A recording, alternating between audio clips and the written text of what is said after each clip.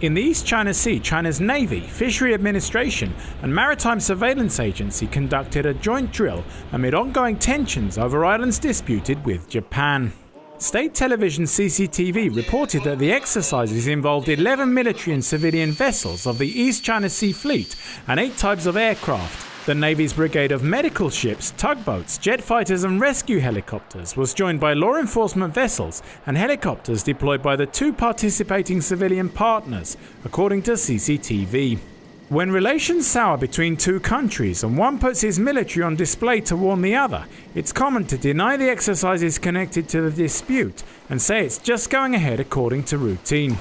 In this instance, however, China made no such denial. The flare-up in the dispute over the Diaoyu Islands between China and Japan has been caused entirely by Japan's so-called island purchase. The responsibility lies solely with Japan. China's resolve to uphold its sovereignty and territorial integrity is immovable. According to China's state news agency, the drills focused on patrol tactics and responses to emergencies that threaten China's territory. The islands under dispute are known as the Diaoyu to China and the Senkaku to Japan. They are claimed by both countries, but administered by Japan from the prefecture of Okinawa. In 1972, the leaders of China and Japan arrived at an agreement to acknowledge the islands were contested territory, but shelved their dispute to focus on solving bigger issues.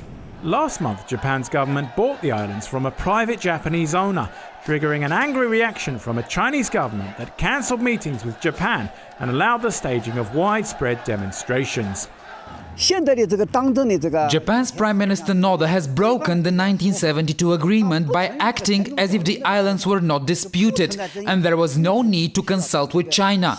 China has no choice but to react. The purpose of this reaction is to make Japan pay attention, to spell out the seriousness of this issue, which is a violation of China's sovereignty.